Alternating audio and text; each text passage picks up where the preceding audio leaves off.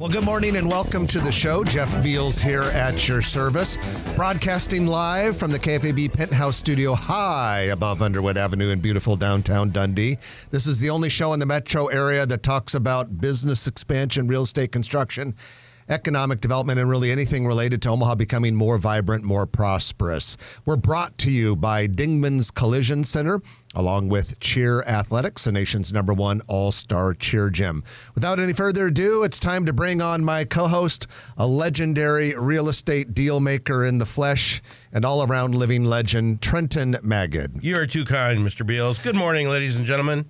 Good morning, Trenton. And hey, we got to share a little something that's kind of fun with Grow Omaha listeners today. Trenton and I had a chance to preview the new Wiener Schnitzel restaurant. It is just northeast of 72nd and Grover, just north of Interstate 80. It is the first one in Nebraska, Iowa, Missouri, Kansas, anywhere around here. Closest existing locations are in Denver and Champaign, Illinois. And this is the legendary hot dog stand that started in 1961 in Southern California, classic California place. They have about 300 to 350 locations, mostly California and Texas. And it opens today, lunchtime, I think around 11 o'clock or so. But Trenton and I got to preview it. And for fast food, I'd say it's pretty good. Absolutely. Quick service restaurant. And they've got all beef hot dogs, but they also have different types of hot dogs, hamburgers, chili fries, chili dogs, beef dogs, cheese dogs, all sorts of things. It was really good. They're also part of Tasty Freeze. I didn't know that. Yeah, they bought Tasty Freeze. Local franchisees, we got a chance to talk to them, John and Rachel Steyer. And then from California, they're taking this Nebraska opening seriously. We were there at 4 o'clock, and we were with the CEO, the CFO, the CMO, the COO. We're like, gee, mini.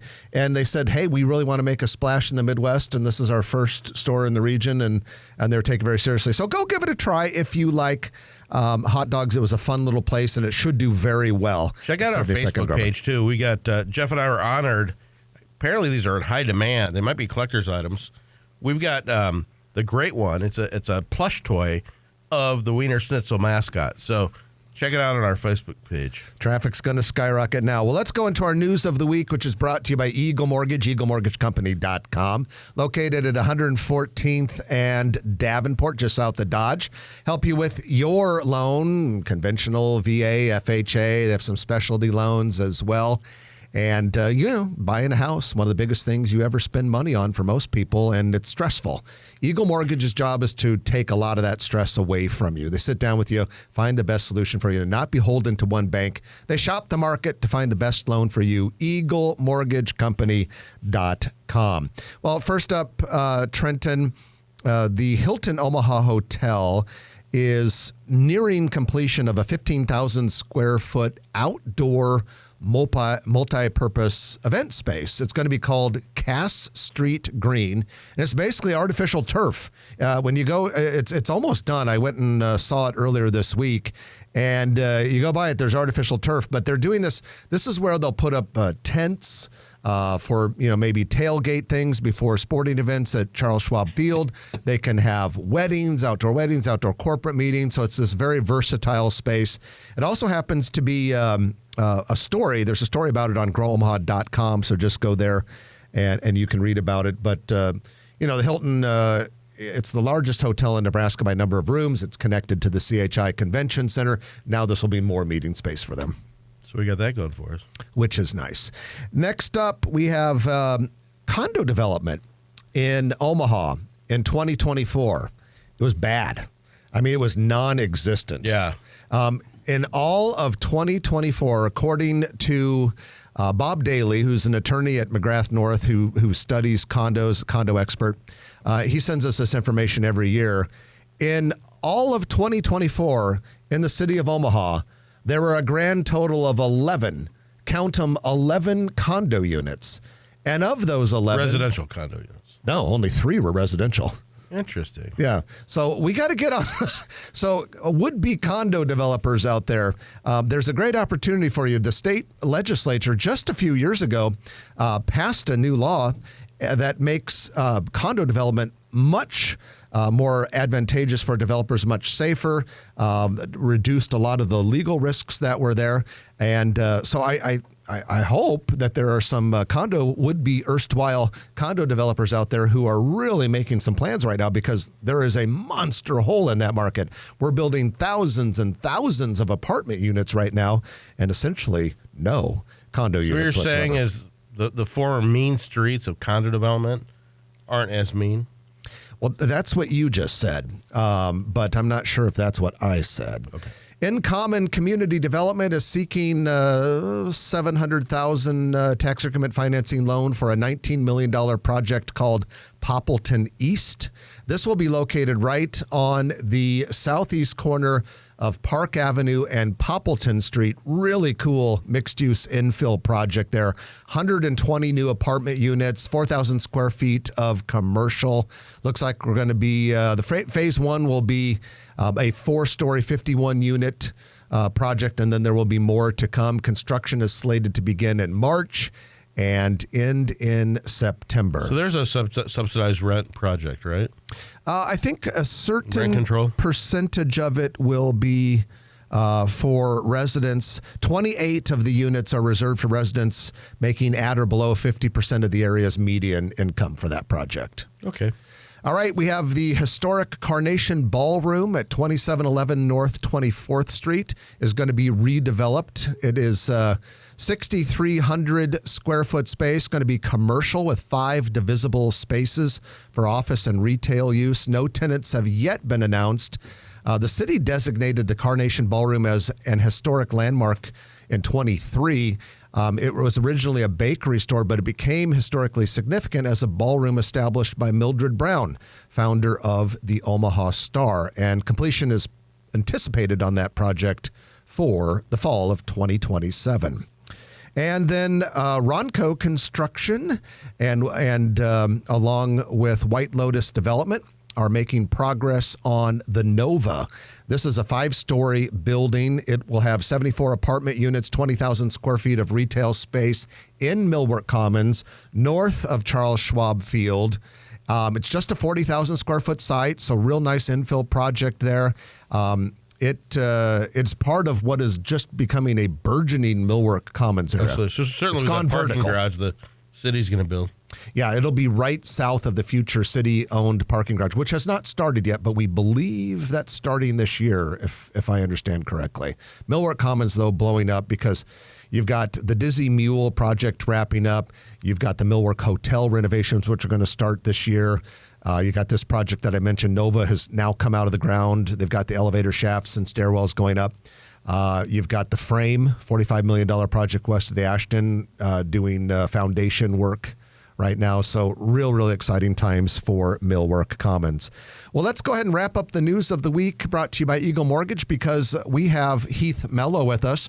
He is the president and CEO of the Greater Omaha Chamber. And whenever we have Heath on the show, we like to talk about various development projects. We're going to ask him about economic development related things in the unicameral, which just started this year's session, and a lot of construction projects and everything else. So stay with us. We're going to have Heath Mello on here in a moment. You're listening to Jeff and Trenton.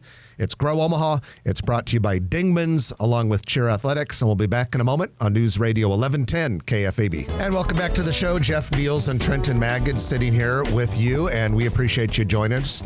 We are brought to you by Dingman's Collision Center along with Cheer Athletics. That is the nation's #1 all-star cheer gym. What is all-star cheer? Well, it's only a revolution in sports that is sweeping the world right now and going to be an Olympic sport in 2028. And we have one of the finest all-star cheer facilities in America in Omaha near highways 50 and 370 in Papillion. You know, they're eventually going to be going out to Gretna in a couple years and building a state-of-the-art facility there. But right now they've got a state-of-the-art facility in Papillion. If you're looking for a place for your kids to get involved in competitive athletics and learn all sorts of life skills, look no further than Cheer Athletics. You can find out more at caomaha.com.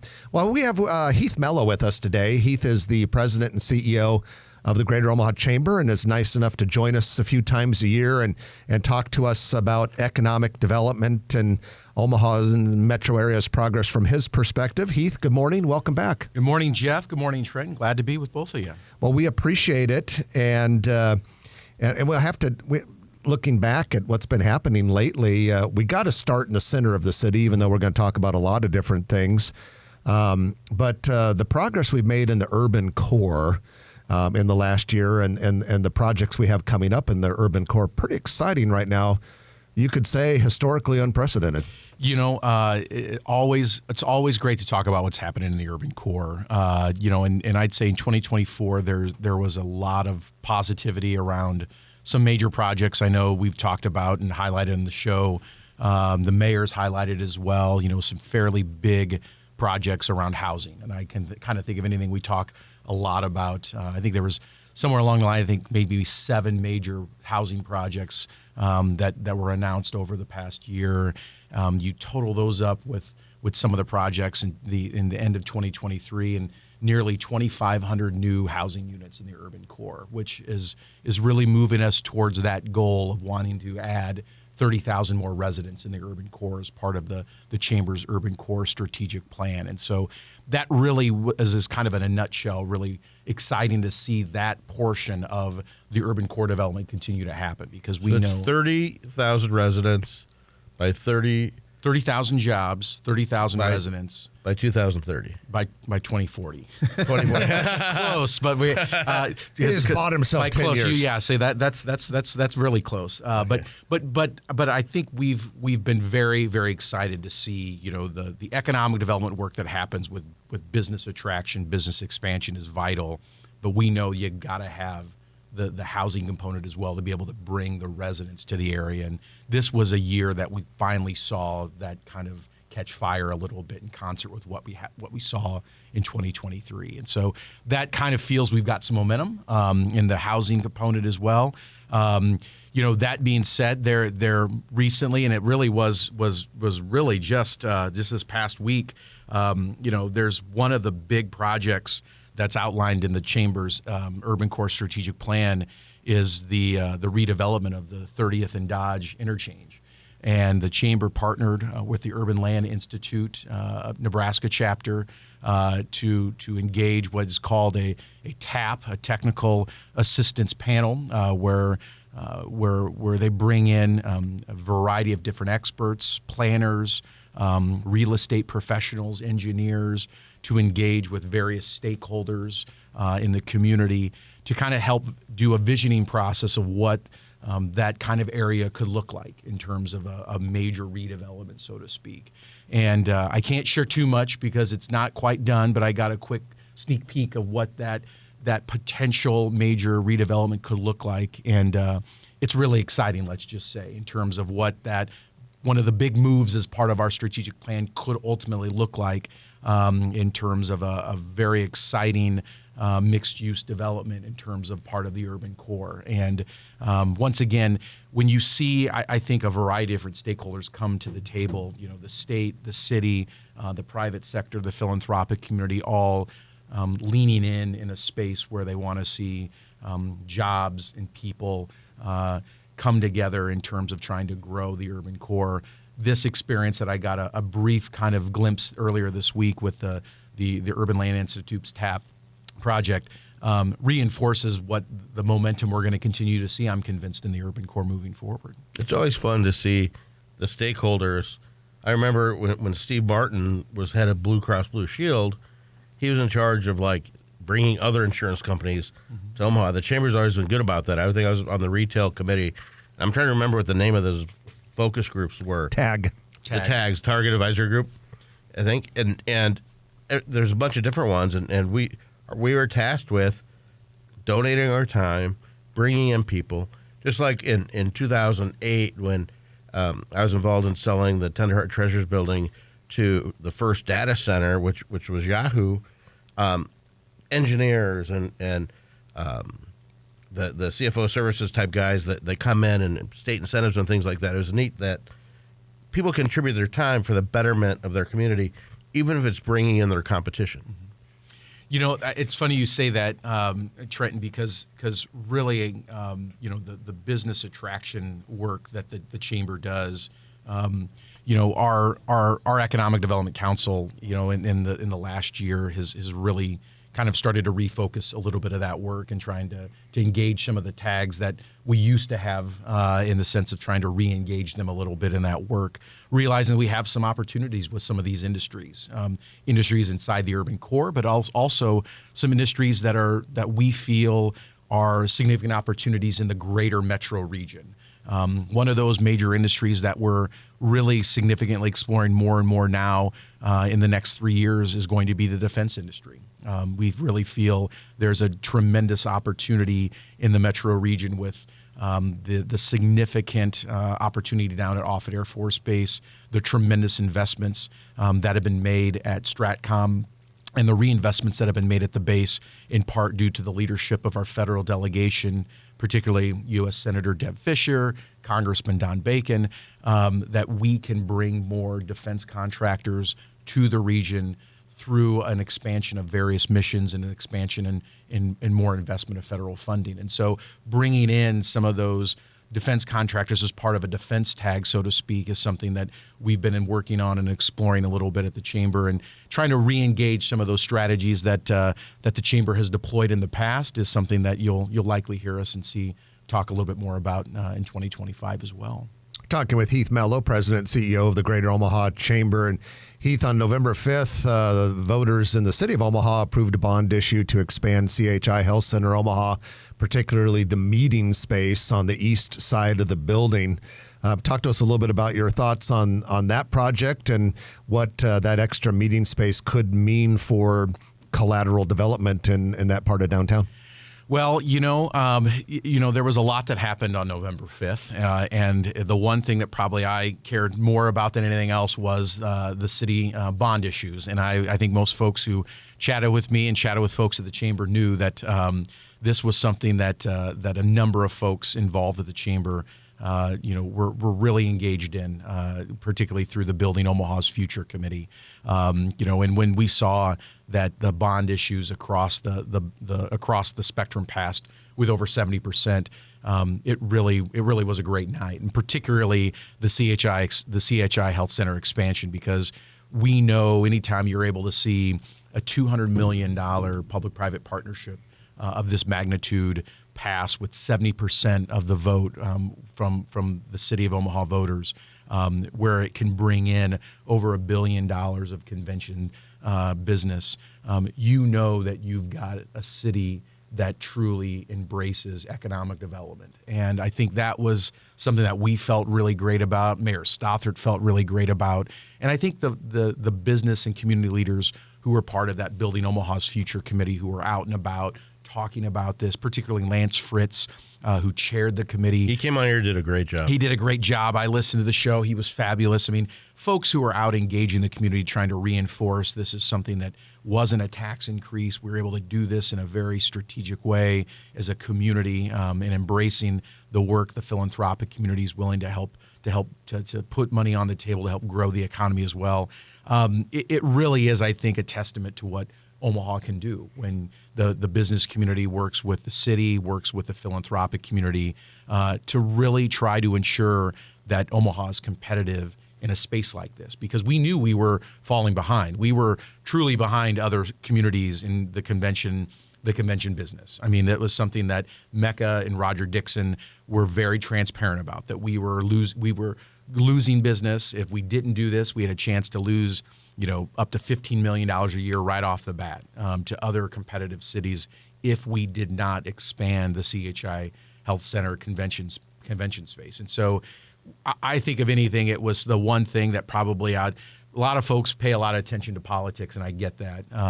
And on November 5th, that was the one thing that I was probably more proud of anything that the chamber had been able to do, working with a variety of business leaders, working in concert with community leaders, the city overall, the mayor, the council, everybody who supported this work, to really see that the convention center expansion happen. And now it's, to some extent, the project's moving full steam ahead. And I think we're excited to be able to see that economic growth come from it. And further than that, it speaks volumes from the outside businesses that are looking to expand into Omaha. When you can tell them the success stories about how the citizens and the stakeholders, the business community, see the future of Omaha and endorse and put their money where their mouth is, that says, hey, I want to go there and I want to expand my business there as well. It does. I mean, I think when you look at it, this was outside of the building of the original convention center. I mean, this was the largest bond campaign, both from an engagement perspective and a financing perspective, the city's ever seen.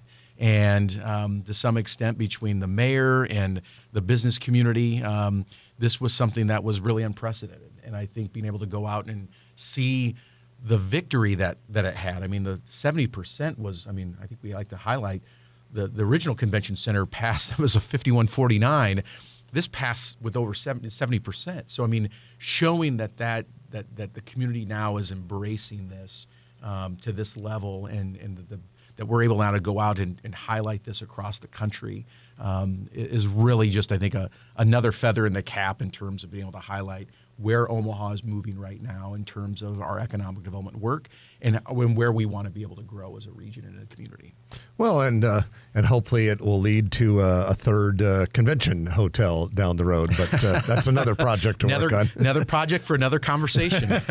But being good stewards of the money, what's nice about it is that Roger Dixon and everybody involved in it, the last 25 years, they've taken the money that they've been given and be good stewards of it, and that allows them to be trusted. You know, that was the one thing I'd say, Trent, and I did share that. Every time I could share this with anyone, Mecca turned back revenue to the city every single year, and I think that's something that taxpayers and residents of Omaha should be proud of, in the sense that this unique partnership between Mecca and the city, that they give money back every single year, which no one thought that would happen. And so when people cast that ballot for this expansion, they're casting a ballot to expand something that's generating revenue every single year back to the city, which is truly great for the city, but it's great for our economy. And I think that's from someone who thinks about economic growth and economic development every day. I think that's really, I think, the biggest win for everybody. Well, that voice you're hearing is Heath Mello, President and CEO of the Greater Omaha Chamber. We're going to keep talking with Heath about a few things when we come back as we break for the news. But you're listening to Grow Omaha, brought to you by Dingman's Collision Center and Cheer Athletics on News Radio 1110 KFAB. And welcome back to the show. I am Jeff Beal, sitting next to my friend Trenton Magid. We are brought to you by Cheer Athletics along with Dingman's Collision Center. 4 metro area locations. Take very good care of your automobile. Doesn't matter whether you get the key or the door ding or something more serious. They'll take really good care of you. They even have mechanical services for metro area locations. They often win that Best of Omaha because they are the best of Omaha. All right, it's time for your Noddle Company's Commercial Real Estate Development Spotlight of the Week. Noddle Companies, under the leadership of Jay Noddle and his outstanding team of real estate professionals, really building up Omaha. They are a big part of the Omaha built environment. Yes, they are. And they do projects all over the country, but we really care about their Omaha projects. Exarban Village, Builders District, Rivers Edge, Steel Ridge, so many others, headquarters buildings they've built like crazy. Well, today's news is Zaytuna. I don't know how to pronounce it. It's Zaytuna. Zaytuna? Sure. It's a very good Mediterranean cuisine restaurant inside the Inner Rail, which is in Exarban Village. And they're going to go get a big-time location, 7204 Jones Street in the former Cops Pizza restaurant space. Wow. Zaytuna is a family-owned business, opened in 2020. They also have food trucks that they have. Looks like they have one stationed on South 13th Street. They have one stationed in Bellevue. And their menu features popular items such as falafel, chicken shawarma, and baba ganoush. Excellent. I'm Did there. I say that right? I'm there. That Sounds great. delicious. I'll go there in a heartbeat. A lot of these food halls are really incubators, and so like when something goes really well there, they want to break out, either keep that location or have a full scale version. Yeah, and that's what Interrail's all about. I mean, in a lot of ways, they want people to graduate from it because they're constantly looking for the next concept to bring in, like you said, Trenton Incubator. All right, that's your Noddle Companies Commercial Real Estate Development Spotlight. You can find out more by going to noddlecompanies.com. We have Heath Mello with us, President and CEO of the Greater Omaha Chamber, making his quarterly visit. And Heath, we got a very exciting thing happening in March.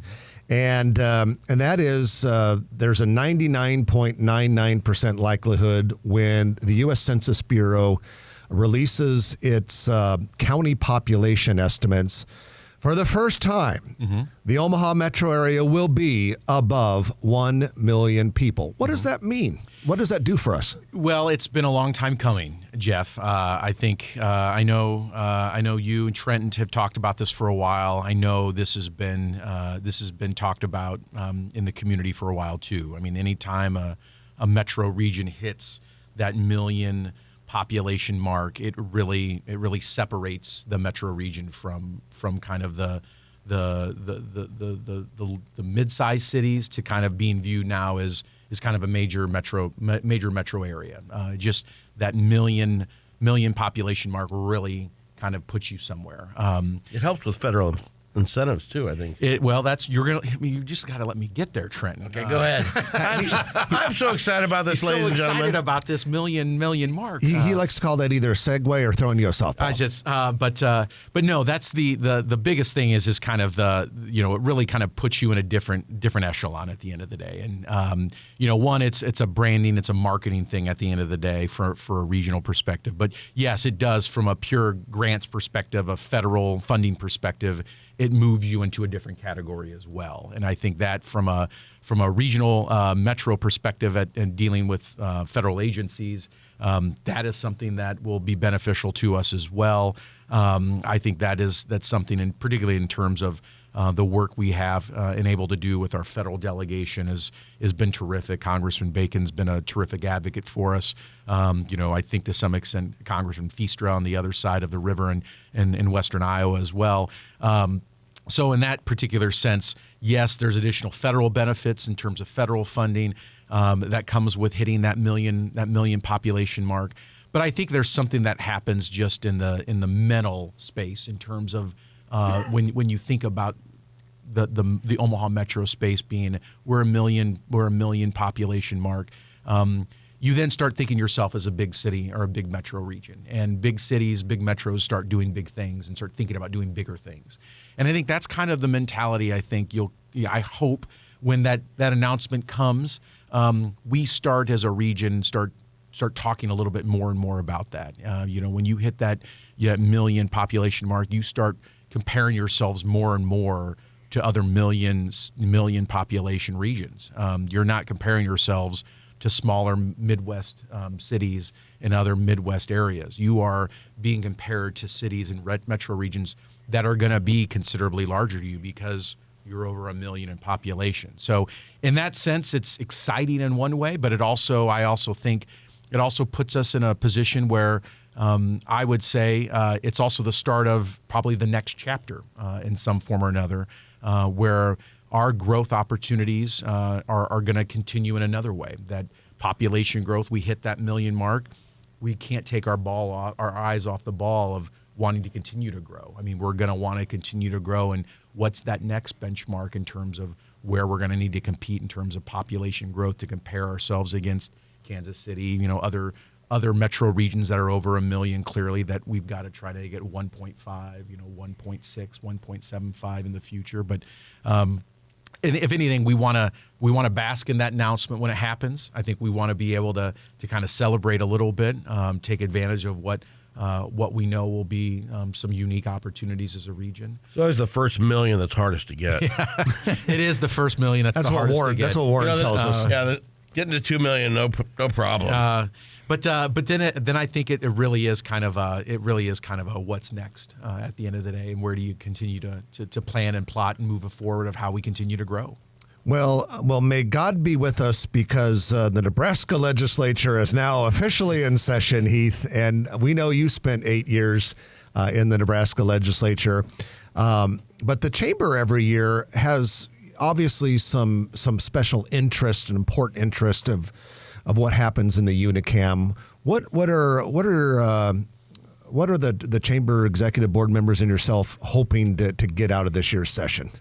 Well, Jeff, that's always a great conversation starter the first week of January, when the legislature convenes. This year it's a 90-day long legislative session. A couple things that listeners should be mindful of. The legislature starts with a little bit of hurdles that they're going to have to jump over. They're going to have to deal with a significant budget challenges that they're going to have to address by the end of the legislative session, which typically limits a little bit in terms of what they're arguably able to do in terms of taxes and spending, unfortunately. And while the chamber, we typically focus on some major priorities, tax policy, economic development, and workforce development policies are really where our key focuses are at.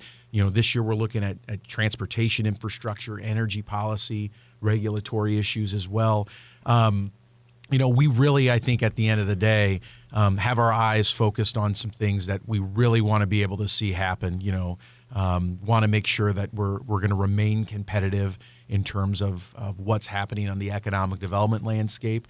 I know the mayor has shared this, and I've shared it before back in 2024.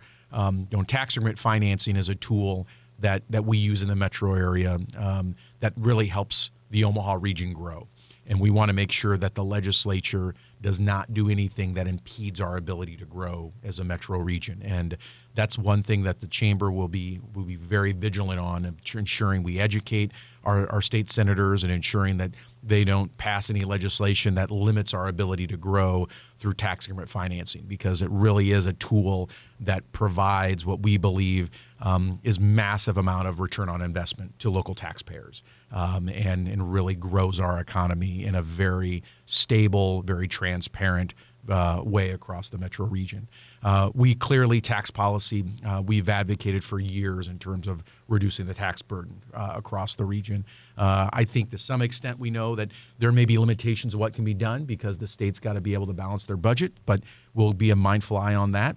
And if anything, we just want to make sure that we are going to continue to ensure that workforce and talent attraction is going to be a significant issue.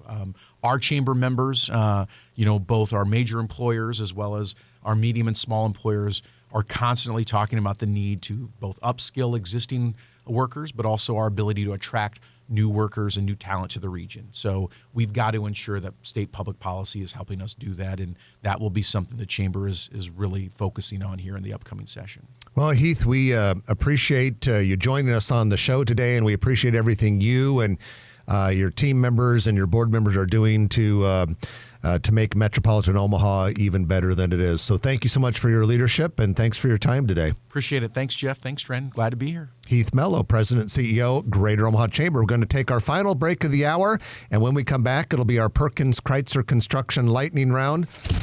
A lot of things on the list, so stay with us. You're listening to Grow Omaha, brought to you by Dingman's Collision Center and Cheer Athletics on News Radio 1110 KFAB. It's the Perkins Kreitzer Construction Lightning Round. Thanks to Perkins Kreitzer Construction for making this possible. Dave Kreitzer is the guy in charge over there, and he does a great job of letting us know some of the cool projects that Perkins Kreitzer Construction is doing. And one of them right now is Popeyes Louisiana Chicken. Trenton. Love that chicken from Popeyes. Trenton, I love Popeyes. And it all goes back to in college. Trenton went to school in New Orleans at Tulane University. Graduated and everything. There were times we were worried, but it happened. It was a curve. I went down and visited you once when you were in college in New Orleans, and we had some delicious Popeyes chicken down there. A few other things. So anyway, Perkins Kreitzer Construction building a Popeyes chicken, 168th and Birch Street. That's just a block or two south of West Maple Road. Should be open middle of this year. and the building is mostly closed and coming along. And that's just one of the many things that Perkins Kreitzer Construction does. You can find out more about them by going to p-cconstruction.com. Canali Indian Cuisine opens tomorrow, Sunday, January 12th, in Clock Tower Village, Westroads. This is the former Sebastian Southern Crab space. We also have Everbowl, a craft superfood restaurant chain specializing in acai bowls and smoothies. It is at 2913 South 168th, next to a Godfather's Pizza. Opening set for late February or early March. This is a California-based chain with nearly 100 locations nationwide. Closest existing locations are in Kansas City and Des Moines, Iowa. Early Bird will open a new location in the former Paradise Bakery and Cafe space at Village Point in April. A breakfast and lunch restaurant started in Omaha in the Blackstone District, now has locations all over the Metro, plus Lincoln and Des Moines, Iowa.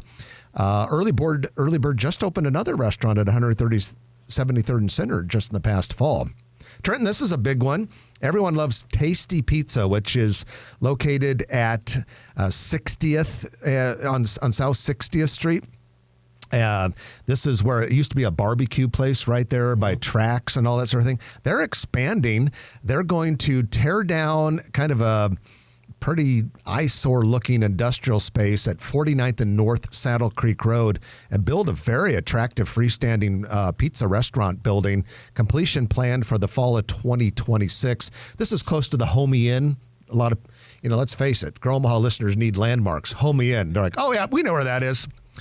Isla Del Mar Restaurante has announced plans to open a third location. We just don't know where yet. They haven't said. Wow.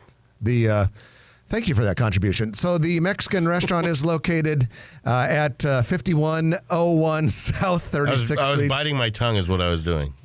Be nice. And 2502 South 133rd Plaza near 132nd and Center. Etal Vital Living will open a second location. Actually, they just did yesterday at 7639 Cass Street. This is a smoothie bowl, vegan smoothie bowls, cold pressed juices, dehydrated snacks. The existing location is 2323 North 24th Street, pretty close to 24th and Lake. And like I said, they are now open at 76th and Cass. I'm going to try them for my next cleanse. I'm not sure you're in their target demographic there, Trenton, but you can go give it a try if you want to branch out a little bit. All right. Casa Jalisco, a family-owned Mexican bar and grill, opened at 142nd and Fort recently.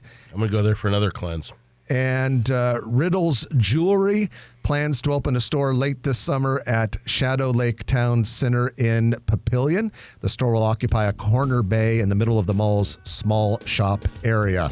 Riddles has stores existing in Westroads and Oakview. Music's playing, which means it's time for us to get out of here so Trenton can start his cleanses. I'm Jeff Beals. And I'm Trenton Magid. You've been listening to Grow Omaha, brought to you by Dingman's Collision Center, Cheer Athletics, and Perkins Kreitzer Construction. We'll chat with you again next week at 9 right here on News Radio 1110 KFAB. If you like this video, be sure to hit those like and subscribe buttons. And remember, Grow Omaha is not just media. This is a mission. We are trying to build up Omaha and make it an even better place. We can only do that with your help. Share this video with your friends, neighbors, and family.